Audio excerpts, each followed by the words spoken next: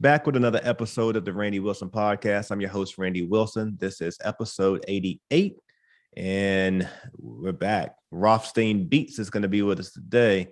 Before we get into Rothstein, though, because he has a phenomenal intro here prepared, but before we get into him, let's take care of some business. Hit the subscribe button, hit the notification bell, tell somebody to tell somebody, and remember that you can find this podcast everywhere that podcasts are played, except SoundCloud. We ain't right. I don't know why. I don't know why. Okay. But you can go anywhere but SoundCloud. All right. But thank you guys for rocking with me. Definitely appreciate you guys as we're closing out the year here, getting ready to go into 2022. So Rothstein, man, bro, let me get into this intro. Rothstein. All right. Vegas native. Okay. Made his way to Virginia in his teen years. Norfolk State. Shout out Michael Millions. We were just talking about you right before the show. Hello. So he definitely has his eye on the market. He knows his artists. Rothstein is one of the hottest producers that's talked about in Clubhouse. And that's where I became familiar with him. If you guys ain't familiar with Clubhouse, you probably don't have an iPhone. Actually, they may have branched out now to the Droid. So some of you guys are new. I can tell you haven't learned the economy of language. Y'all just talking crazy like it was when it first started. But Rothstein is definitely making a presence on Clubhouse. So we're going to talk about that. You know, he is a producer, but man, he's a great facilitator of conversation. And, you know, we'll talk about that. But anyway, Rothstein heavily influenced by a lot of other Virginia icon producers such as Bink, Pharrell, Timbaland, and Knox. He's also been featured on other, major media platforms such as Say Cheese. And he's also has his own podcast, Roth Talk podcast, which I wasn't aware of that. So now I'm interested to go check that out. It's always great when talking to another podcaster. You also can be familiar with him as a radio personality on 87.7 and 102.1 FM. Is that correct, sir? Yes, sir. Yes, sir, yeah. My guy. He's doing the Who's Cooking show, if I'm correct. And I'm assuming that you guys will identify who's hot right now. I'm assuming that's what it is. That's right. That's right. Who's cooking in the streets, who's making the noise and who's bringing that new flavor around. That's what, why we say who's cooking. Yeah. So we're going to get familiar with all that. You see, he's rocking his merch, Casino Gang. I told you he was from Vegas. So Casino Gang Records is the label, and he is the owner and curator, president, CEO behind that. This is Rothstein Beatz, y'all. Y'all go ahead and give him a round of applause. I don't have my noise maker. I don't have my noise maker with me right now, Rothstein, but yes, man. Sir. Hey, man, first of all, thank you, my guy. Much love to you, Randy. Like I told you on Clubhouse, I've been a fan of your podcast, so it's definitely a privilege for me to be here, and thank you for the time, my guy. No doubt, man. It's kind of an interesting conversation because I don't know you, but I feel like I do. I've been in these Clubhouse rooms with you for about a year, you know what I'm saying, off and on. And you've definitely created a family-like environment in there. So, I mean, I've been accustomed to just listening to you talk and listening to the whole crew, your Aunt Jackie, I think it's Bottz. I mean, Bottz. Yeah, it's just like you've done something really special there. And I think that's a great place to start just because you have such a following on Clubhouse. I think you have a room. It's no egos. Yeah, music network and no egos. And like you said, I actually just celebrated my year anniversary on the 5th of November. So I've been on Clubhouse for a year, and man, when I tell you it changed my life dramatically, I say 200%. Man, Clubhouse came at a better time during the pandemic, and everybody was on the lockdown, and because last November they had the barbershops closed, everybody was looking crazy, everybody was staying in the house, you know what I mean? We couldn't go nowhere. They had the stores locked down, so along comes this app, Clubhouse, and I ended up meeting my homegirl who's an A&R in Atlanta, and she was like, I've been waiting a month for this Clubhouse invite. And I'm like, a Clubhouse? I'm like, what are you talking about? She was like, yo, it's the hottest app right now for the music industry. A lot of, dope people are on there. So she said, as soon as I get my invite, I'm gonna invite you. And at that time, you had to get an invite. So I heard people selling invites for 1,000, 5,000, 3. Like everybody was really trying to get on the app. So as soon as I got on there, I ended up meeting Bottz. Bottz is actually one of the first people that I met on the app. And we just like start hanging out, creating rooms, and people just pop up. As you know, with Clubhouse, you can just go in a random room. And so people will start pulling up. And we like, who are you? What you do? You know what I mean? And then next thing you know, we start meeting a bunch of people, created a club. And really, it's been a year in the making. And, you know, we've grown. Like I said, my following's grown. My community is stronger than ever, and we just improving because we didn't really know what to expect with the app, and so now we just at the point where we making merchandising. We got clubs, we got T-shirts and merch coming. So, man, Clubhouse has been great to me, man. Yeah, I mean, what I've recognized since coming back, I got on last December, and sometime in December, I believe. It may have been November. It's been about a year, and it was crazy. I was addicted, and then I don't know if I got caught up into the conversation where people started, because I see it now. I see people now talking negative about Clubhouse. I see it. See, I'm a podcaster, and for me, the app is a heavenly app. Like, it's phenomenal for me because I'm able to meet new people every day. It's like I'm able to grow my network and absorb information by just having my phone on. A lot of times I'm just listening. Or I'm just making myself visible so I can be in the mix and learn and get connected. I may talk, I may not, but it kind of works for you if you're on the app. If you just participate on the app, it can work for you. And I got away from it. Obviously, you can tell recently I've come back because I try to start my morning in your group, and man, it's amazing. And I wish I would have never got away from it, but I guess it's good. I see pros and cons to it because now I'm really going to value and appreciate it for its value. There's nothing going to stir me away at this point. Meet new people every day. I'm curious. How have you, you talked a little bit about how you're able to grow your brand, and you talking about merchandise and new relationships and things like that. But give me some of the highs. Can you share some of the moments of highs of where you've been able to create some, strong business relationships? Man, I just, as of today, Bob Sumner, who's the co-creator of Def Comedy Jam, he came into the room. He's actually, Aunt Jackie actually used to work for him as one of her clients. So just having that relationship with her introduced me to, you talking about the co-creator of Def Comedy Jam, who's launched careers of Dave Chappelle, Chris Tucker, Bernie Mac, and he founded all these comedians.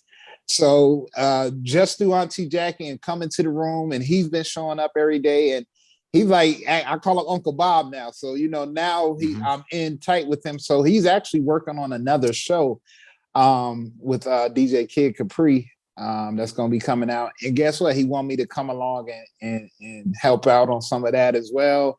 And we're going to be creating a room where he's going to be bringing some of these, top comedians and actors and actresses, and they're going to come, and we're going to have a room inside my room. So inside my club. So that right there is opening up some more business relationships, you know what I mean? And tie me into what he's already got going on.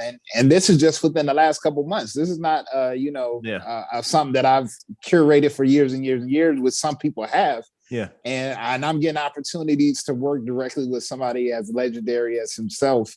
That right there is just a highlight for me myself. Seems like all you need is the opportunity. Hello. That's it, man. Just put me in the room. Just give me a chance. Just give me. And I didn't realize that I had this voice until Clubhouse, because I've always been known, but I've been, most of us producers, we were behind the scenes. We don't really get to talk. People don't really get to see our personality.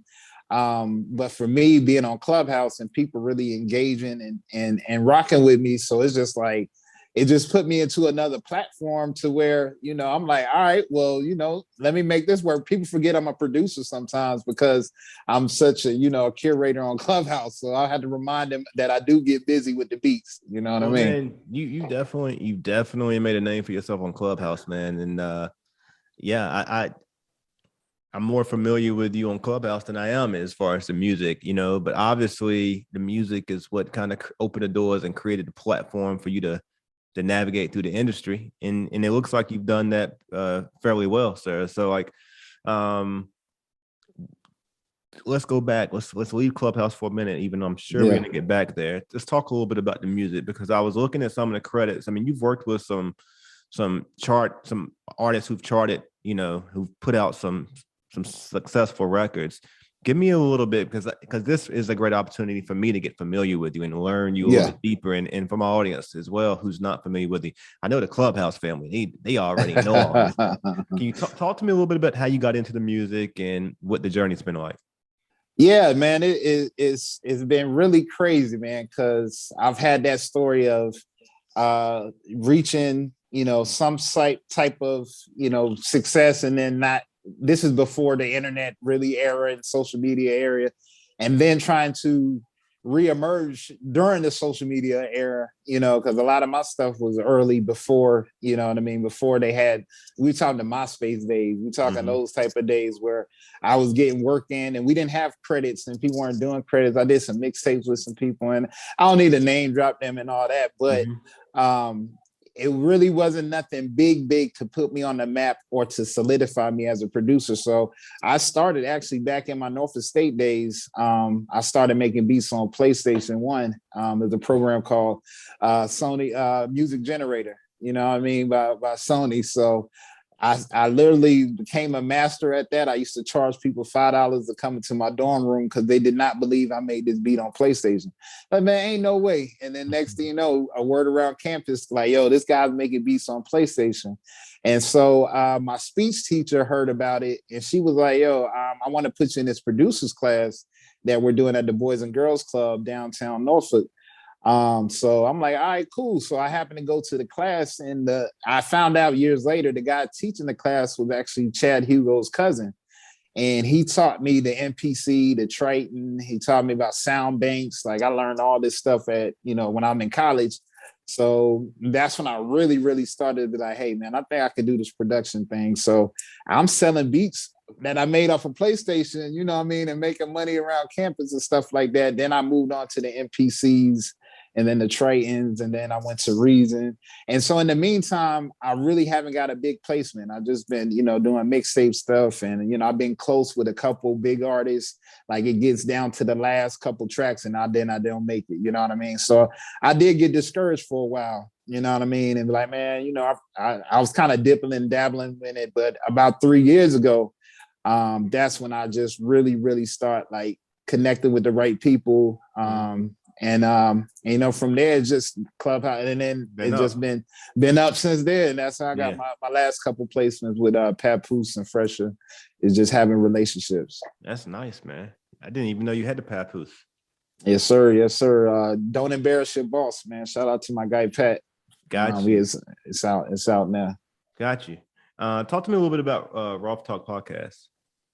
Yeah, man, from what I got to salute you, man, because the podcast game is not easy. I know a lot of people have been hopping in the lane, but because of Clubhouse, people have been telling me like, man, you need to have your own podcast. You need to have your own podcast. And it's something that I'm a fan of Drink Champs and, $1 Million. Of course, all this, of course, yours. I've been, watching your podcast as well. So I felt as though I got great relationships with a bunch of dope people. So, let's talk about them. Let's learn their history. So it's really where we talk that talk is with my catchphrase is talking that talk. So I want to know about you, how you started. And then I want you to impart something into the listeners out there that they can take with them. Yeah, man. The key to it, man. And so what I get, like everyone has their definition of what success is, but it seems with podcasting is like if you didn't come into podcasting as a celebrity, I mean, most of us don't, most of us didn't, right? It's all about consistency. It's all about consistency. That's it. It's like you can be known just for being consistent, even if you ain't good. because most people, I forget what I think it's like 5 to 7 episodes. Most people don't get past that. So if you get past that, you've already, pretty much done a season. Yes, sir. So Where are you at with your podcast? How do you feel? Where do you feel like you are in your journey of podcasting? Because you're on radio as well. Yeah, man.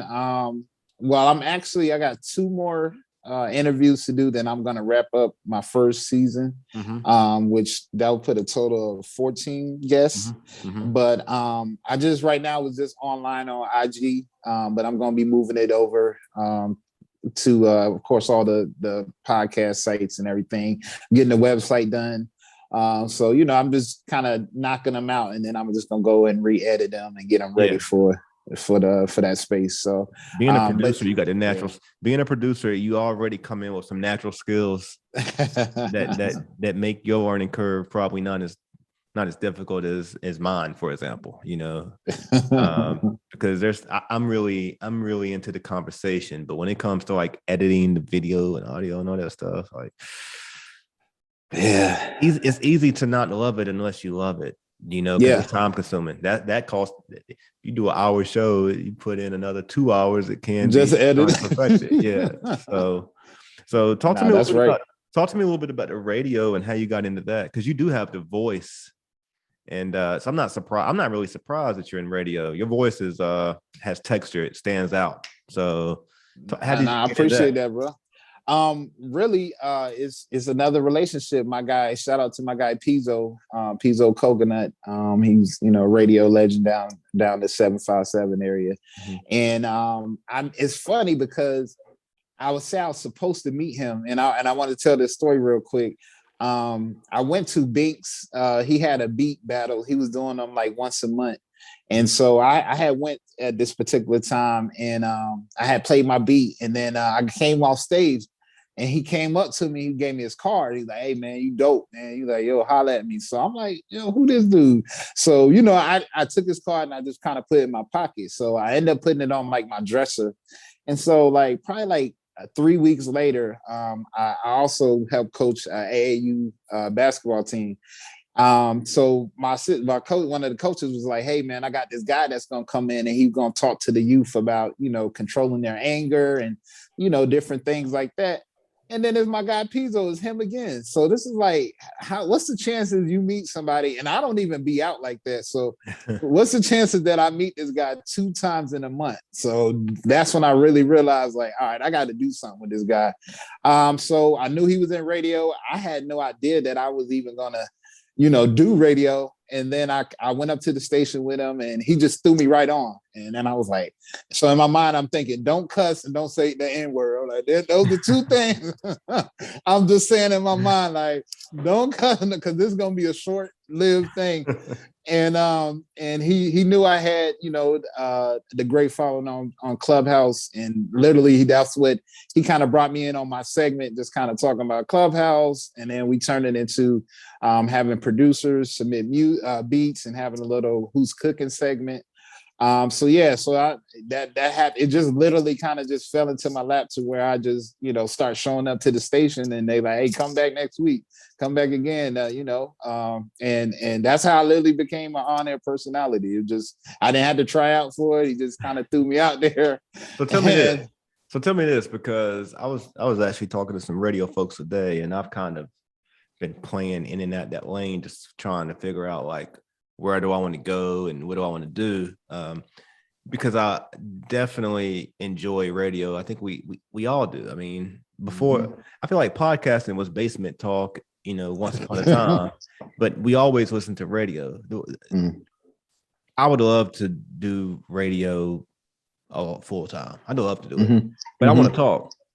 I don't want but I don't want to just play music, and I definitely don't want to play music that someone tell me I have to play.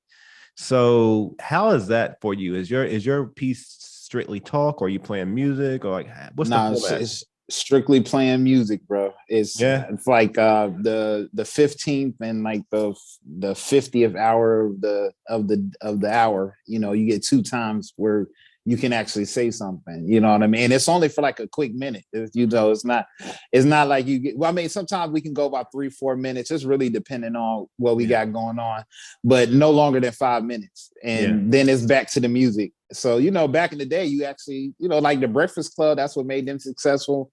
Is actually talking. People want to hear them talk versus playing music. But when you got people paying your bills, to play their records. You know what I'm saying? And Yeah. that's what I try to explain to artists. Like, what value are you going to bring to the radio station? Are you going to give them more listeners by playing your music? And if the answer is no, then you might as well forget about it. You know what I mean? Like, you have to bring some type of value, whether it's listeners or a financial piece, if you really want to break through and get your music played on radio. It's more than a hot song. You know what I mean? Yeah, you have to bring some value to that radio station. How are you going to help them improve? Yeah. And how long have you been on the radio? What was that? Like over a year now. Have you got comfortable with the board and all that? That was a pretty easy transfer for you? Well, it's just like editing. It's just like editing the song. You can cut. It literally is like an old school. It's just an old school way of using Pro Tools. And once I saw that, I said, "Oh, that's it." So we chopped up segments, and we have people call in, and then we'll chop it up real quick, and then play it through the online. So it's like on live edited, which I love. Gotcha. Shout out the station again. It's 102.1 and it's 87.1. Or is that 87.7? 87.7, and then 102.1 out in Charlotte as well. But it's Norfolk is the area here. So that's home for me, Charlotte, North Carolina. Yes, sir. Got you. All right. And what time are you on the radio? What day? It's Thursdays is usually my day, but it varies. But usually between 5 to 7 p.m. you'll be able to catch me on. Oh, so you got a good time. Oh yeah, you got that rush hour. Oh man, it's funny because when I first got on air, people was texting me like, "Yo, I heard you on the radio. Was that you on the radio?" I'm like, "Yeah, that's me." So and it's working class people that they at their job or they in the car, and they like, "Hey man, we heard you on the radio." So that part I had to get used to because I forget that people are listening. Right when I'm talking. So have you got better at you're not cussing on radio? No. I haven't done it yet. I mean, not yet, but I haven't done it. No, I haven't done it. So. Good. Can you call to action? Nah, I don't do that part now. I don't do that. The reason why, because I recently went through a process where a station wanted me to take my podcast on the radio, and I had a challenge. I mean, I shout people out all the time. I big up people all the time. I'll be like, yo, go check my man Rothstein Beatz out. I'll say it. I'll say that. Like, you can't say that. It's like, you need to let them know where, hey, Rothstein, tell them where you can. So I've kind of learned the lay of the land, but it's not easy though, because I'm just naturally a person that's going to endorse whomever I'm talking to. That's why I'm talking to them, So that call to action thing was, I just realized that's all I do in podcasting is call people and I'm, I think it's broad. It can be a little bit, but it's like, I'm always going to say, yo, go check out Rothstein Beatz. He's over 87.7. Right. And they was like, nope, can't say that. Now you got to tell them and make whoever you're talking to, speak about what they're there for, to say, well, tell us about or let the people know about. And like you said, we're used to this kind of like casual conversation, but like you said, when you're on air, you literally have to tell the artist what to say, kind of like tell them tell them about your new single, or this is what you got going on, right? And so it's definitely different type of lingo versus a podcast. We can just kind of be more free with it. Are you networking with other radio personalities on Clubhouse? I have, man. I have shout outs my Chicago. I mean, it's Chicago deep on there. Man, Chicago deep, Detroit, Toronto. I got a bunch of Toronto, and they've been spending my records for my artists. So, man, it's just been a community of people just showing love to each other, man. So, yeah, man, salute the Clubhouse. Where did Hello come from? That's what I want to know. For those of you who don't know, Hello is like a very popular. Rothstein incorporates that every time a new person speaks on the stage or comes off the stage, whatever. It may just be a way of just showing respect, but he's gonna say hello. And hello. Where did that come from, man? Man, it literally birthed from Clubhouse. It's something between that and my guy. Those Yeah. two things they know I'm known for. But Mhm. I literally was trying to figure out the way to make people, because people are nervous like to speak. I was nervous to speak at one time. Mhm. What I mean? You can feel intimidated if you're on stage with people who's done something that you wish you done, what I mean, or in places you wish you were. So I literally had to figure out what's the way I can get kind of to break the ice with people and to get people to just kind of talk, because there was a lot of rooms in early Clubhouse you was just sitting in the audience, you didn't even get to talk, you didn't even get to come on stage. So I wanted to create a room that anybody can talk, what I mean, and I haven't had to kick that many people out, but for the most part, the most people that pull up in there have some sense, and they really about networking and making some stuff happen. I really wish, and I hope some of the Clubhouse folks who are listening to this podcast take this. Like, my wife calls it the economy of language. Like, listen, you got 30 seconds. All right. You got 30 seconds. Like, learn how to get your point across in a quick, concise manner. People like to listen to themselves talk. People listen to respond and not listen to understand. It can be really annoying. Like, yo, get on the mic and get off the mic, and you may just gain some attention just based off showing respect and courtesy, because really what you have to offer should be in your bio. I know I probably should update mine because I ain't did it in a while. I mean, work on your bio, continue to redefine your bio, continue to always evaluate yourself so that you don't have to say 15 minutes of something, because quite frankly, they lost you after the first 14 and a half minutes. They really did. Definitely. Listen, man, the people who talk a lot, that to us, that's like a sign of insecurity, because it's like the people that we know that's doing work and the people that's, they working for real, they usually not giving you, they barely want to give you 10 seconds. So, that's why it's like, but the people who like, I work with such and such, like, hey, hold on. Like, we don't need to know all that. You know what I'm saying? Just get to the point. Let us know what you do. And that's where the music networking came from, because there's all other type of rooms on that app. Rooms about nothing at all. Rooms about current events. Rooms about zodiac signs. It's like all type of rooms. So I try to keep it for the musicians and the people who are in the entertainment industry to connect and let's network. Because I opened up I'm telling you, I got phone numbers of artists, legendary artists. I'm like, they happy to talk to me. You know what I'm saying? And I'm looking at them like, nah, I'm looking at you. Like, you know what I mean? So, like I said, man, it definitely changed my life, and I'm working on trying to be the logo one day. You know what I'm saying? That's my goal. Clubhouse has helped humanize people in some places, because it's made people accessible. I mean, I've been in some rooms before where I was on stage with Nori, and I mean, we didn't talk, but we were right beside each other on stage. You could have talked. We could have talked. You could have came off of mute and said something. Yeah, so I could have. Yeah, I think that when you in rooms and you with certain people, you got to know how to. You got to know your role and how to conduct yourself in those rooms if you want to, be respected in that space. Otherwise, you're gonna get booted. And it's always easier for a fine-looking woman to be in that space. Hello. So they just posted right there, but we always tell people, read the room. That's the number one thing on Clubhouse. Read some bios, see who's in the room, because you never know. It'd be people with 20 followers that could sign you a check right now and change your whole career. So you got to be very careful of what you're saying in the room and read the room. And that's what made me successful. I don't go in those messy rooms. I don't go in those, baddies rooms. Like I realize people, I got people that follow me into rooms. So I just can't be everywhere. You dig me? So that's why I just kind of play my role and know my role. And that's what I've been doing this past year. Yeah, and you've been doing it very well, man. Gotta ask you this question, man. I want to get into Virginia music real quick. I know a lot of people, they love it when we talk about this. In your one page, it noted Knots and Bink and Pharrell and Timbaland, and you came up in that era. And I'm just actually, Bink is gonna be in Richmond the Sunday after Thanksgiving for a producers battle.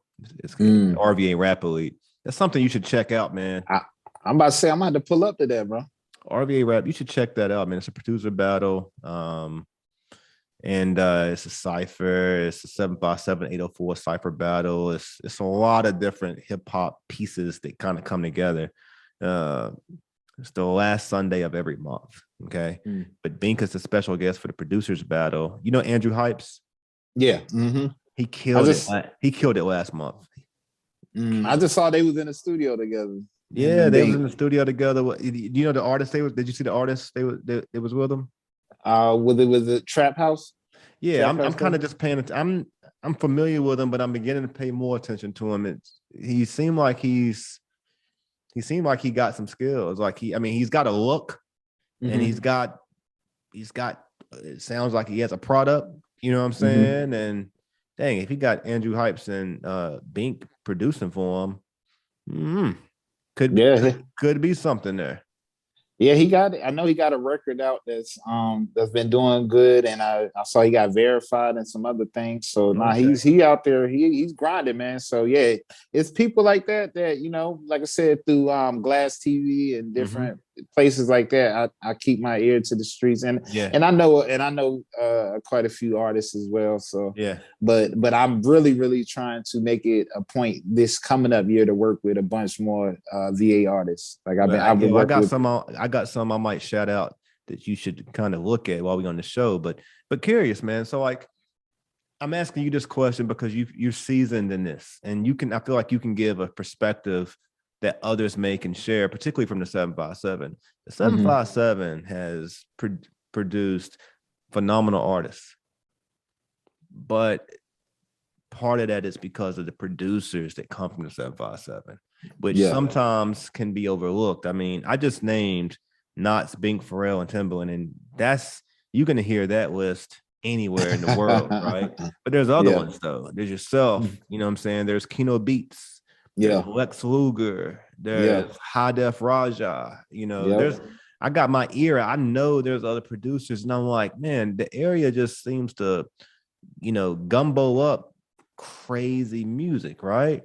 So I want your perspective when like, because you were influenced by these legends, was it because they were from Virginia, or was it because they was accessible and you was able to kind of like, and I'm asking that personally but everyone says they was influenced by them. And I'm just curious, like in that time, because I wasn't here. I mean, I was probably in college or in North Carolina somewhere at that time, but like in that time when these things were like coming together, like how accessible was the GOATs, you know what I'm saying, to the community of producers? Because what they did has definitely set off. I mean, they didn't keep it all in, you know what I'm saying? I mean, it's kind of spread out. They influence people. So can you give me some on that? Yeah, man. I mean, especially me going from high school to college, that's when I really got tapped into the Neptunes, and of course Bink with the blueprints, and who else, man? I'm Timberland. I mean, you got to really think about these guys had their 2000s, which is my era, like on lock. Like they had the 2000s on lock. So for me, I met Bink. Me and Knots is very cool. That's my guy. I know him for some years. I've met Timberland, but I haven't talked to him. I just said what's up to him, and I haven't got, I'm this close from meeting Pharrell, so which I'm working on. But I feel as though like the sound that they created, you couldn't find in a typical sound bank. Like they stretched typical hip hop during that time, or a typical R&B at that time. Like they brought a totally different feel to it. Like you know what I mean? Like so for me as a producer, I'm hearing these sounds like, what made Timberland use a baby, like, or what made Pharrell use that lead like that, and you know what I mean, and why did it make me feel like this? So I didn't want to be like them, but I wanted to be like them. You know what I'm saying? Yeah. And so even in my production, I have a little piece of this. Look, when I sample, I took a little piece from Knots and Bink, you know what I mean? But it's nowhere near where they're, what they're doing, but they influenced me to try different sounds. and not being afraid of or being a trendy producer. I don't follow the trends. I don't, I'm not, just because Hitmaker hot this year, I'm not gonna do what he's doing. Like I always have to stay true to how music sound to me. Yeah. And that's what I really, really say. Like, Virginia producers is just something different with the sounds. They do something different and they hear something different that a lot of producers and other, because I'm from that. So the West Coast, and DJ Quick and Battle Cat, like those guys are my influences as well. But it just was something different hearing Bink and Knots and, all those guys. Yeah. How close is your ear to the street right now of Virginia music when it comes to artists who are hot or coming? Yeah, I mean, I'm on IG heavy. So if you pop up on the people I follow timeline, or I might, like I said, shout out Glass TV, because they definitely keep me in the loop of people doing stuff. But I mean, I got my eye on a couple people that I think can do, and I got some records for some people as well. Shout out to Porterville. Oh yeah, Fresh Porter. Yeah, Fresh Porter. Me and him, I reached out, sent him a pack. So we're gonna see what happened with that. He had a birthday party this weekend, this Sunday in Richmond at the main stage. I see Young Money Yon's coming up for it, and he's working, man. Working. Yeah, nah, salute, man. And so I'm, with him, who else? It's a people I know, Southside Yoko, I'm trying to do some stuff with him. Of course, Michael Millions. I mean, him, I just talked probably like 2-3 weeks ago. I'm like, yo, we got to do something. So for me, is I'm a fan of these artists, and so as a producer, I'm like, hey, I think you're gonna sound dope on these type of sounds. You know what I'm saying? And I definitely got something. So that's why now my goal is to really, really put Virginia, like make Virginia a hub, like we've been talking for years and years since the Pharrells and all them was having the airwaves. Are you outside during this COVID? Are you inside, or like how are you I'm outside your life, man? You outside? I'm outside, like I'm outside. You know what I mean? We I think next year is gonna be the biggest year of music. I've been telling a lot of people that something in the water. It probably will be back next year, I guess. Yeah, man. It's gonna have to. I heard there's some more festivals coming. I think there's gonna be a hip hop fest in Norfolk in January. Somebody says so. Oh yeah. Yeah. So I think the podcast need to be there. I need to be there, man. Some table. Yeah. I think Ludacris and some other people supposed to be performing at the Scope.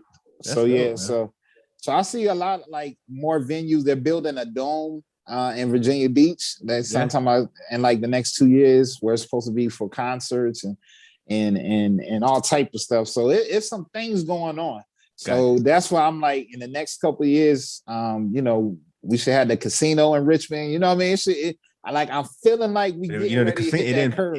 It didn't pass. It didn't pass? Oh, man. But they talking about doing one in Petersburg now, though, so we'll see. Man, yeah, I know they trying to get one in Norfolk. I know they working trying to get the one in Norfolk, but man. The city did not vote it in, man. Man. So a lot of views on that, man. And truthfully, man, like I was all for it. Technically, I live on the county line, so I couldn't vote on that.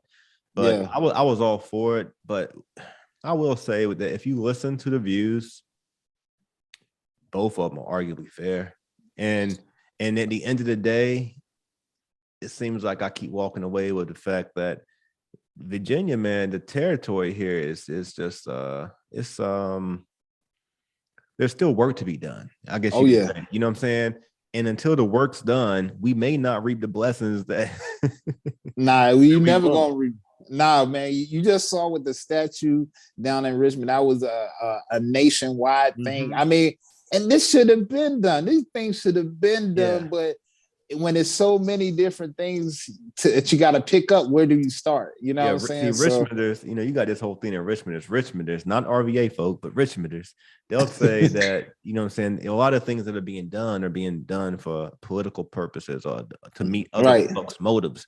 But they'll also say that, particularly for those who are believing people and God-fearing people, they'll say it ain't enough ain't done yet. Mm-hmm. You know what I'm saying? But nevertheless, we'll move off that shit. You know what I'm saying? But yeah, no, I was curious about the influences just because you always hear so many people talk about the GOATs. And I often wonder like how connected or rooted those people are though to like the people who are accessible. You know what I'm saying? Like the people who are like, you know, and I don't want to name drop, but I mean, there's been a many of a time I've seen Young Crazy many of a time kind of be very vocal about like, you know, his generation and, you know, previous generations in regard to like influence or lack of influence that has been, well, not influence, excuse me, there's been influence, but like, right. You know, people are always going to say, but what have they done for me? Right. You're always going to hear that. And I often wonder like, but are there any connections? Like, are there any connections to the ground? Like I've seen, you know, through just my own studies and being out, I've seen the connection between Timbaland and Missy Elliott and a Hannah and Lane. You know what I'm saying? I've seen that, kind of see that as a connection there. You know what I'm saying? Yeah. You know, and Hannah is someone who's done great things. That's someone I should have referenced a few minutes ago. You know, oh man, shout out to Hannah. I had him on my podcast too. Yeah, so, yeah, but you know, he's out there, he's available, he's accessible. You know what I'm saying? But I don't hear a lot of names that's like I don't know anybody to be like, yo, yeah.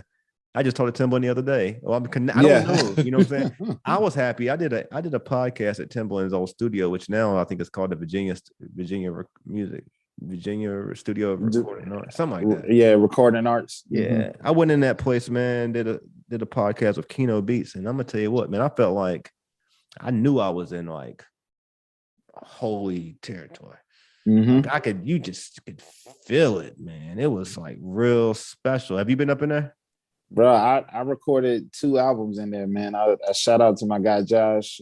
Josh. I love, but yeah, it's the energy. You could tell, like you said, Hit Records was cooked there because I felt it every time I went in there, man. And like you said, we don't have those type of relationships where you can say, hey, let me get on the phone with such and such and make that connection happen. But a lot of times people expect instant connection, but you got to realize it's about relationships. And I didn't realize that. And that's why I probably would have been a lot further if I opened my mouth a little bit more, if I actually checked on people. Hey, how are you doing? Not that I need something from you, but hey, how are you? How your family doing? How you holding up? Yeah. And people would be more likely to call you if they got another opportunity versus I'm just talented as a producer and I want you to put me on. Like, no, like show the human side to you. And because people got jobs to do, but they still are human beings at the end of the day. So that's the one thing I always tell people aspiring, trying to do this: treat people like human beings. I know they're famous, I know they that, but still they are a human being. They still put their pants on the same way you do. Yeah. So be a real person, and that's what I've been successful thus far doing on Clubhouse. One thing I think about the music in the 757 that I've noticed is that. Do you DJ in any clubs? No. Just produce. No DJing for you? I did DJ for like parties. I did a couple. I did a cheer competition. I did a couple things, but that's just side. I don't call myself a real DJ. I went to do that. I just noticed that. I think the 757 does a really good job. I feel like the street and I feel like the community do a great job at making sure that the DJ knows who they want to hear. I think they do that better than Richmond. And I think they do that better than a lot of places. Like you in the 757 spot, you're gonna hear your artists that are from the city. Yeah. You're gonna hear and they know the words word for word. Like yes, they do. There's people like performing and they know the song word for word, and I'm like, that's special. But it's not even out, right? And it's not even blown up like a commercial song. So yeah, the if you can get the support of your, it's a lot of times it's people from your area, be real. That's one thing I can't stand is like some people from another area, like, oh no, I can't like that because he's from over here. Like, no, man, if it's dope, get a man props. But when you see somebody like rapping it back to the artist, you got something special right there. Yo, shout out! I forgot to mention this. I also did an interview with the VIPs too. Shout out Zeke. So yeah, I mean, it's just, man, sometimes I forget. Sometimes I forget. I mean, I got like, this is like the 88th show, but I've done 100. All of them don't have a number. So now I'm forcing myself to get to 100 and reevaluate. You know what I'm saying? But like, I forgot. I shouldn't. I didn't really forget. But I mean, I'm in the 757 right now. I love the 757, man. The 757 give me a lot of love. I go to the beach every weekend that I'm here. You know, I'll be at Buckrow Beach or Chicks Beach.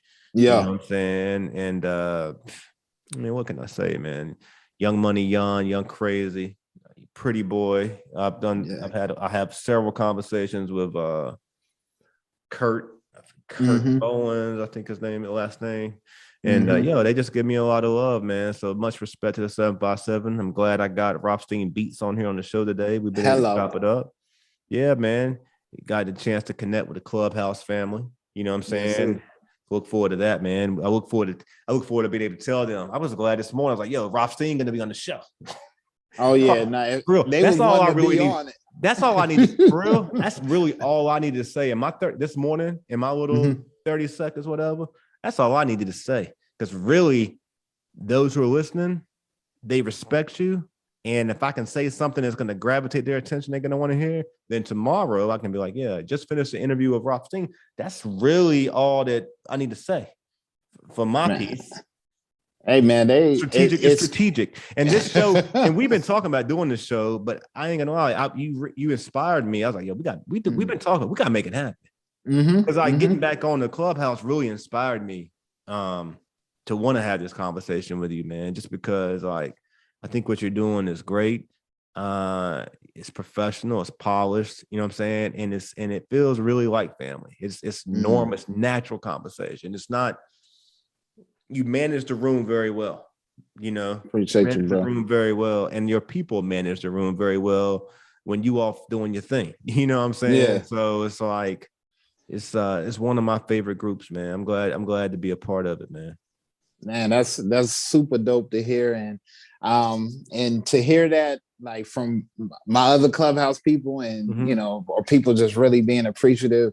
Sometimes I'm like, man, like this literally just started when it was like 4 of us in the room. You know what I'm saying? And you talk about being consistent. And once people, like you said, they feel like they know you. Like I got that even when I met people in real life, doing like the cookout and stuff like that. Yeah. It like, yo, Rothstein, that's really you. Like, I'm like, yeah, like this ain't no cap. Like, this is who I am. You know what I'm saying? Like, all I know how to do is be me. But I'm just glad that I'm getting the attention. I'm getting the love. I met thousands of people. Like, you know, I'm not talking 100. I'm talking thousands. My DMs. I mean, my followers, like that, like all that went up like by the thousands. And I'm just like, from this app, and I'm like, I'm not even famous like that. You know what I'm saying? But on Clubhouse, I'm like Clubhouse famous. Like, you know what I'm saying? So for me, being a producer, we're more private. We don't like to be out in the open. So for me, I had to change, you know, like, all right, let me be the front runner. Usually I'm the one, you know, pushing the artist to be the best artist, or, you know what I'm saying? Like I'm the back behind the scenes guy. And now I'm actually like really a personality out here and creating a space. And if I'm not there, they texting me. They like, yo, Rolf, you okay? Like, what's going on? Where the room at? You know what I'm saying? So it's like, people like, it's part of my life now. And when you start to become part of the life, and you know what I'm saying? And then, you know, you winning. Yeah, I'm glad. Hey, hearing all that makes me feel really good, man. Just in particularly us doing this show, because it kind of shows how, I mean, I felt like I'm not trying to proclaim to the audience that I know this man any better than I do. I've just been in a year ago. I was probably going to his room, you know, every day or every other day for about 3-4 months. And then I took a break, and now I'm back. And it's like, I feel like I picked up right where we left off. When I picked up, we started having the same conversation that we left off with. And I was determined to say, nah, we're going to stop having this as a conversation. We're going to put it into action and make sure that it happens before the end of the year. And here we are. I looked at the DM and Instagram, and we definitely talked about this before, like months ago. So like you said, I'm glad we was able to get it done. And I told you, I've been a fan of your work beforehand. It, so thank you, man. Like you have like you said, you have a dope vocal tone. You're professional as ever. I would think you've been doing this 20 years. You know what I'm saying? So I could see you winning. I could see you being on that big stage and that like that. So I'm just glad, we finally make it happen. It is gonna happen. Now, listen, I already seen it. I've seen it with my own eyes, man. I hope so, man. People, you're gonna be on a big, man. Yo, you're gonna be on a big stage, bro. People tell me that. I'm waiting. Don't stop. Don't stop, Randy. Randy, don't stop, my guy. You got it. You trust me. You got it, my guy. I appreciate it, man. Because if I don't have it, then what does that mean? That's one of the things. I mean, real talk. Like, I met with, man. I sat down today with. In the past couple of days, I've had a conversation with a heavy hitter, a street sweeper. All right. For those who know what it is, I'm talking about legendary DJs, and they say this stuff to me. Hello. And I'm like, I appreciate it. It feels good. And I want it to happen. Yeah, it will. But if it don't happen, it's like, then I got to be happy with what? I got to still feel like I'm. But it's not. You're not gonna know how that's gonna feel because you're gonna be doing what whatever's meant to be. You know what I'm saying? With it, and it is, and that's how I looked at this whole Clubhouse situation. Like, I didn't know how long Clubhouse was gonna last for. I didn't know it was gonna last this year. You know what I mean? But we just slowly start to be like, all right, well, this thing's still here, it's still rolling. It's a new app, and those things can go down at any minute.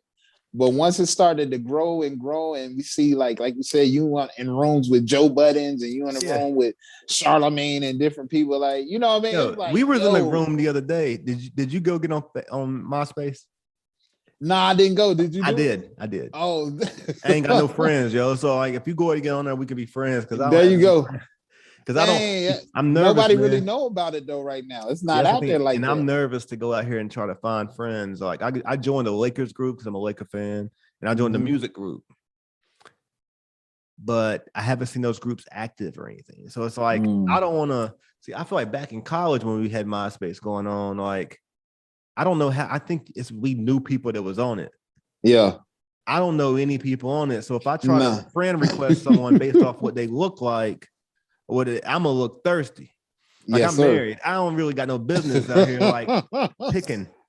Like putting you in my top 5 and stuff. I don't need to do that. You know what I'm saying? So like I really need to have some type of compatibility with the person, on some type of business level. So get on that. I'm gonna get on there, and we're gonna be, you know what I'm saying? You're gonna be we can start a group on there, because it's a lot of groups and blogs on there. It's a lot of that. I'm just not. That's what I've joined 2 groups, but I haven't seen any activity. So like, I really believe that what you're doing with the entertainment music rooms with no ego, you could take that to MySpace easy. Yeah. Oh yeah. You could definitely take that to MySpace easy, man. No, that's exactly what we're gonna do. We're gonna create a club, a group. We're gonna migrate people over to MySpace, and you know what I mean? Because I've been getting a lot of people phone numbers and emails for email blasts and different things like that. So I'm trying to get the database, because I realize how important that is, especially to businesses. And I'm trying to monetize. I got over 10,000 members in my club, so I'm nice. What I mean? Let's get it. Hello, there we go. Hello. You know what I'm saying? So before we close here, I like to randomly ask 7 questions. It ain't quick time with Swam because I ain't Nori, but I like to ask 7 random. I like to ask 7 randoms, just to help the audience get a little bit more familiar with, the person. Yes, so like, we went through COVID, and we still going through it. You know what I'm saying? And a lot of people changed their whole eating routine. So the question for you is that, are you eating bacon and pork chops and hog jaws and pig? Like, or have you ever had that lifestyle? Like, have you made any type of life-changing decision on the food that you eat during COVID, or did you make it prior to COVID? Where are you at with that? Man, listen, bro. I was about 260 pounds. Stop lying, man. Before COVID. No what? Cap. Really? Yes, before COVID, bro. I mean, you look right now like you might weigh like what? I don't know. Like 215. How tall are you? I'm 6'2". You weigh what? 210, 205? 215 now. Okay. So I was, now listen to me. I was 260, 250 before COVID. I gotta see a picture, man. I don't even know. I'm gonna send you a picture. Matter of fact, I'll make sure we definitely talk. Right. I'm gonna be in Richmond on Thursday. Linking up with this week. What you got going on? I'm linking up with man, what's it? B boy. I know he just changed his name. I think he's piano. yeah. With the I know bald you're talking head. about. Yeah. Yeah. We supposed to be linking up and trying to work on some music. So hit me up, man. Hit me up. I'll be around. I'm gonna hit you up, my guy. But yeah, bro. So I literally changed everything because they was talking about health scare and I had the doctor told me I had high blood pressure. And I'm like, well, hold on. I've been frail my whole life, but I was eating good, sitting down, making beats, not being active.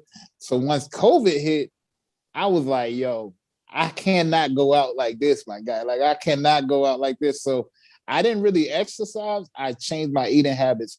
I didn't eat after 8 p.m. I know people say that's a myth, but I really didn't do that. And I did portion control because as a kid, you was always told to eat all your damn food. Like you better eat all your food. So that's how my eating habits was. I would eat everything. So instead of eating my whole meal, I'll just eat a portion of it, and then I'll probably, if I save it for later or whatever. And that changed my whole. And I meditated and fasted, intermediate fasted. So, and that dropped pounds, and I stopped being stressed out and start being happy. Has it been easy for you to maintain the loss? Yeah.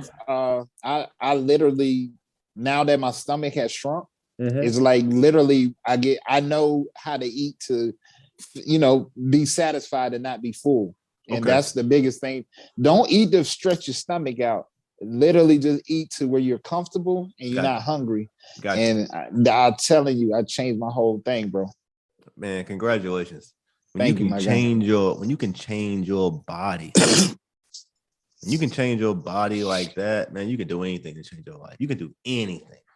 Bro, anything, if you really, it's day in and day out, like you said, consistency always gonna win. It's all about consistency, man. That's it, brother. And I say that, man. There's a lot of things the one thing I've been consistent with the podcast is being consistent, just because I like talking. That ain't never changed, you know what I'm saying? But there's a lot of things in my life that I haven't been consistent at, and if I can just take my own advice and apply to that, you know what I'm saying? Like meditation and prayer, those things. Yeah, it's a lot, man. So salute to you, bro. 6 more questions, man. Who your childhood celebrity crush? Man, my childhood celebrity crush. It had to be Laura Winslow. Laura Winslow, though? Yeah, from Family Matter. I don't know. Man. I ain't never got that. I've never heard that one. I've heard a bunch. I ain't never heard that. I don't know what it. Maybe I don't know. Maybe because I looked at Steve Urkel like always trying to get her, and I was like, because what I mean. I was like, yo, I don't know why I like Laura Winslow. It was one of them weird ones. Like I was younger, because it wasn't like you was looking at certain features, but I just thought like that, like. No, you know what I'm saying? I'm like, yo, Laura Winslow, that, maybe because she was on TV. That's a first, man. I ain't heard that one. All right. Okay. I never told nobody that either. So that's a good one, man. That's a good one. All right. We got 5 more. All right. You a basketball, football? You a basketball guy? Yes, sir. I would imagine you have to be a Los Angeles Lakers fan. You could be wrong, but nah, you from the West Coast though. So who you like? Golden State? Who you like, man? Like, nah, I'm still Sacramento. I'm still a Bulls fan. I did not change the Bulls since the 90s. They look good the other night against the Lakers, man. They look come real on, good. hello, listen, they look man, real good. This is if it's gonna be any year, this is the year because everybody has no team chemistry because everybody's on a new team. So this is the best time to win it for. Look, man, I told you I grew up in the Charlotte area, so I'm a Hornet fan too. I'm a Laker fan and a Hornet fan, but I really believe that this year we could have Lonzo and Melo in the All-Star game. Man, that's gonna be dope. See. That'd be great. That's gonna be dope. Yeah, man. They both probably won't happen, but that'd still be cool. Yeah, well, they need to get the other brother in there, man. I heard he trying, he making his way. Maybe next year. I mean, yeah, because Charlotte wasn't he on Charlotte practice team or the G team? He on the G League team right now. He on the developmental league. So we'll see. Find a team that want a shooter. You know what I'm saying? And even if he don't get in the game, he'll sell tickets just because he's a ball. Just because come on, man. You know what I'm saying? I mean, right now Cleveland could use that. I mean, there's some teams out there that could use him for some seats. Sacramento, like it's just some teams that's looking bad. Like I forgot about Sacramento. I said, oh, they in the league still? Like I live. Yo, all right, 4 more questions. Let me see where we're gonna go with this, man. What's your favorite podcast on TV, mainstream or audio? Like I ain't gonna hold you, man. Like he got some weird episodes, but Joe Rogan, man. Yeah. Joe Rogan has had some crazy guests who talk about some crazy things. But if I had to say my number one, I do shout out Joe Rogan, but it gotta be Drink Champs after the last couple ones they had. It was crazy. Yeah. The last couple, the other earlier episodes, I could tell they was working on it, but these last couple ones they've been killing it. So they great, man. They got it. They got it, man. And they doing it the way we would do it if we could do it the way they doing it. Hello. You know what I'm saying? Hello. I was a big Joe Budden fan for a while, and I still like Joe Budden generally speaking, but his show's not as good without Roy and Mal. It's not right. The one thing about Joe, man, I watched Joe's show today. I was actually watching it when I was on the treadmill. I was watching a lot of his show. He has 2 people on there just to listen to him. He don't share the mic. Oh, he like, no, shut up. No, stop it. Shut up. No, like, yo, like, isn't conversation supposed to flow? Ain't it supposed to be Joe Budden. Talk, we talk, you know what I'm saying? Like, no. Joe Budden, he know it's called the Joe Budden Show. So he's letting it know it's the Joe Budden Show. So I'm like, and that's what happened with, Roy and them. Like people wanted to hear Roy and them talk, but it's just like Joe wanted to, take over. But it's his show. So I mean, hey, that's what you sign up for. I think I'm gonna put a post up soon, man. I'm trying to find me a co-host. And I know who I wanted to be. Who I wanted to be, but she'd be phenomenal. It's just I'm waiting for her to make a decision. But if anybody hears this show, like I'm looking for a co-host soon. I'm gonna always do podcasts. I'm always gonna do interviews, but like I'm looking to actually do something different that's not just interview format, Yeah. So if anybody listening, shout, hello. Yeah. Rothstein, look, hello, you got one right here. Okay, you look. I wanted to do a more talk type of podcast, like more free talking. Yeah. And like you said, not so interviewee, but talk about like what's going on. And then have you trying to do something, let me know, man. Because look, I'm I still feel like I would do I just still feel like there needs to be some female energy in it. Yes, sir. Because if you look at my guest, I don't interview no women much. It's far and few between. That's not. I need to do better. That's why I need someone to help me. I just said the same thing, bro. That's so crazy. I was like, I'm looking. I'm like, dude. I'm like, I need to have a woman on here. And then when I was supposed to, something happened with her. So I'm like, man, I got to get a woman on here. So you're right. Like you have to always have, that woman energy in there. My wife got me so conditioned and trained. Like I'm almost scared to do women. Like, why? I mean, I've interviewed some. Right. You know what I'm saying? But it's just like far and few between. And when I look at my numbers, that's my female engagement is off. But moving on. All right. I'm gonna make this last 4 here real easy. Okay. So Wendy Williams or Oprah?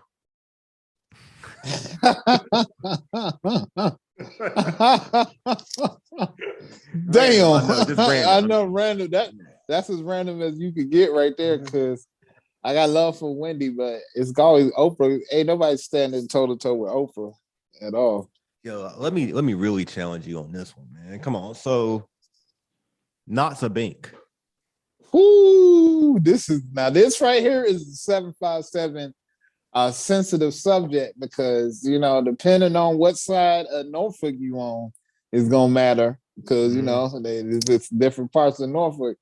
But for me personally, just because I have a relationship more with Knots, and I've heard a lot of unreleased beats and unreleased record, like I heard some artist records that didn't make the cut, it gotta be Knots. But Bink know that I got much love for him, and he, Yeah, I mean, when he's you in super that dope. when you in that category, it's like, it's like Boston to LA. It's like Dallas to Right. Redskins. I mean, who Right. cares? They both winning. Enough people love you that you ain't gonna get everyone. Yeah. Pharrell or Timbaland though. Sheesh, man. I'm gonna give it to Timbaland just because Pharrell had Chad. So, and you know what I mean. And Timbaland, I don't know if he had any other producers. I just know about him. So I'm just gonna give Timbaland the edge if it's because it's a one-on-one. You know what I mean? Gotcha. All right. I don't know where I lost count on my numbers, but I think we got two more. Two more. I'm gonna do two more. All right. I had it on the tip of my tongue too. This next one, I hit you with that. You trying to trip me up, man. That's what yeah, let's see here. Well, I mean, I won't make it crazy. I guess the next, I'll make it easy for you, man. I'll make it easy for you. The next question I'm gonna ask you is in 2022, what can we expect from Rothstein Beatz? That's a great question. For you definitely gonna be talking about placements. I got some placements in work right now, so that's definitely gonna help get my name out there more with these placements. So you can count on placements. You can count on sync licensing opportunities, movies and TV shows. So here's some of my production on those. That's good. Got a conference that I'm going to be doing out in Jamaica and 7 other countries at the end of next year. Oh, yo! Do you need any podcast courses being a part of that? Yo, like I'm with you, man. Me and my wife travel to Jamaica quite a bit, man. I am with you, man. In November next year, a year from now, they actually about to start doing some advertisement and stuff. Within the next one. Listen, man. I'm with you, man. You got a year notice, my guy. We're going to Jamaica, Trinidad, Tobago. I'm really serious, man. Let's make sure we talk offline. Keep me engaged. For sure. Nah, for sure. It's because it's gonna be music conferences. I'm actually looking to do some music conferences in the 757 and 804. So I'm gonna be needing some of your lead on that. Definitely gonna have you on some of those boards because it's all about we need to educate the future because this is the independents about to take over the game. It's pretty soon. Yeah. You know what I mean? Independents going to be able to generate enough money by themselves that the labels don't have to do something different. So we need to educate the artists. So that's my goal for 2022 is to educate these independent artists to know that they're a business and they need to act as such, and they need to understand that this music is intellectual property that can last your lifetime and in your kids' lifetime. So you got to treat it as such. Yo, I like that, man. Let me know when you come to the 804. I want to listen, man. Like I said, this is the beginning of a partnership relationship. So let me know how I can be of a resource to you, and I think it's pretty apparent that you can be a great resource to me. I'm just interested in being a sponge throughout the process and doing what I do. I do this podcasting thing, but like by trade, like I've been in the therapeutic world for 20 years. And really, I think that's what contributes to my podcast style. Having the soft skills to know how to have difficult conversations without being confrontational. You know what I'm saying? Knowing how to walk in a room of sharks, you know what I'm saying? And not cause any issues, you know what I'm saying? So I think when you're talking about building these courses and putting together these seminars, conferences, whatever the case is, it's like where I probably add value is I know what I know in the media realm. And, I was director of campus radio and I've been in the stuff, I've done some things with it, but the skills I've gained from behavioral health and knowing how to deal with criminals, which a lot of our artists are, you know what I'm saying? Yo, that's really been the key. So when it comes to like teaching and education, I'm all for it, man. So yes, sir. Definitely look forward to connecting with you on that, man. Last question. So 2-parter though. Okay. 2-parter, right? I want you to, because I'm gonna cut this. I want you to tell people why they should rock with the Randy Wilson podcast. Okay. And I want you to suggest who you think is someone I should bring on the show in the future.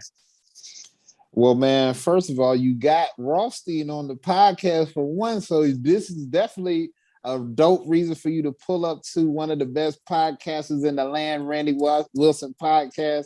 And I know, I thought about Bottz when he said that this morning about Randy Watson. Wilson. I get it all. I know you do. I know you do. But let me start my drop over again, man. Make sure y'all tap into the dopest podcast in the land. We at Randy Wilson Podcast. You got myself on there, man. You have so many dope artists and politicians. So, man, if you want to get fed some real news and real knowledge, make sure y'all tap in with this podcast. And I think you should have my guy, definitely have Bob Sumner on there. You know, of course, the co-creator of Def Jam. I'm gonna make sure I make the hell we should. You damn right. I mean, come on, man. We got, man. Shoot, we can get you some artists. You need some music artists. You know what I mean? I definitely like to hear more about the music artists and then who else we can get up, man? It's a man. Who you want on this thing, man? Because I mean, we can make some calls happen. Yo, man, I listen. Just your endorsement in itself is great, you know. And if there's someone that you feel like that, you know, that you think would be a good match, man, look, I'm gonna tell you what I need, man. I'm in a place in my life where like I want to interview great people. But I'm not, and I don't have a problem asking them. I'm a business developer by trade, but I'm not into like chasing people down for an interview. Right. So it's like, I'll make effort. I'll reach, I'll ask, you know what I'm saying? But you know how it is when you deal with the industry folks, right? You know what I'm saying? There's a lot of people who you know, and I know who've said they want to be on it, but it's like, I'll come to your house. I'll come to you. But what we gotta do to make it happen? It's like, right. I'm working on trying. I really need to build a team so I can have people to play them roles in those pockets to kind of be that aggressive person. Because I don't really feel like I didn't get paid from this right now. You know, in this capacity, the interview piece, I get paid from a branding standpoint, from But with that being said, like I want to interview the people who the people want to hear, and you know, when you think about an audience, like people are gonna want to hear from Rothstein. That's why I want to have that's why I want to have a conversation with you, because I want to hear from you too. But it ain't about me. People want to hear from you.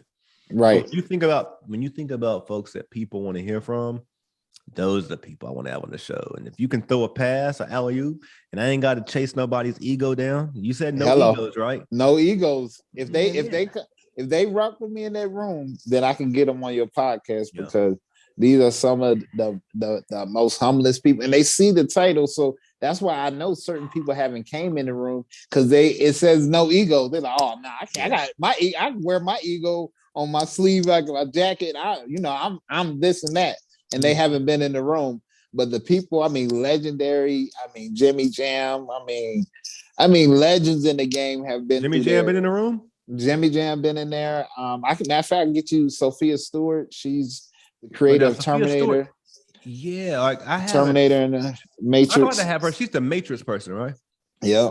But I go to all the grabber gang rooms. So I don't know if you know Sorbet or not, but Sorbet. Yeah, I know Sorbet. Sorbet live here, so yeah. Like literally up the street from me.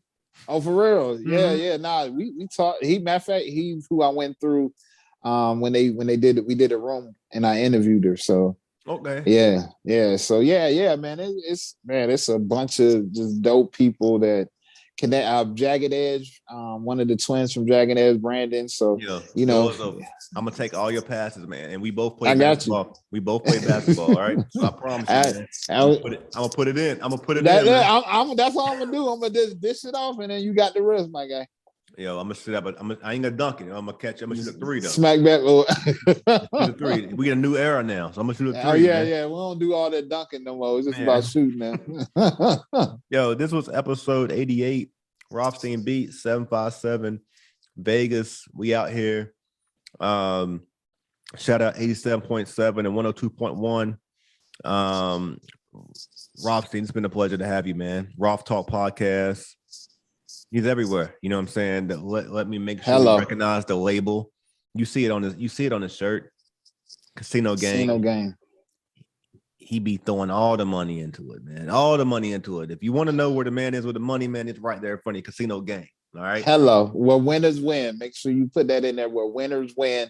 Because that's if you tied in with me, you're gonna be winning. You know what I'm saying? And it's unlimited. Just like the casinos is unlimited.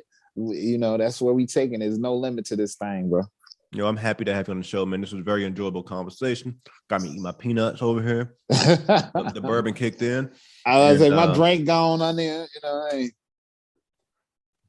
Hello. Yeah, man. Joe, man, I'll see you tomorrow morning, man. Let's make sure we connect offline.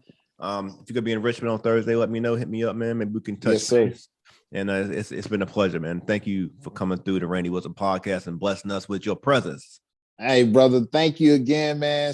Thank you for having me. Shout out to the Randy Wilson podcast. This was so dope, bro.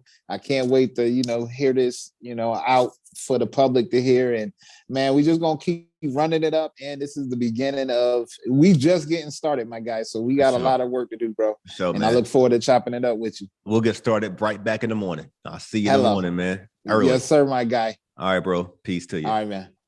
Thank you guys for tuning in to Randy Wilson Podcast. Remember, this podcast to be heard everywhere that podcasts are played, except SoundCloud. You can always go over to randywilsonpodcast.com. There's no merchandise there, but you can learn more about me. And again, thank you for tuning in, and we out.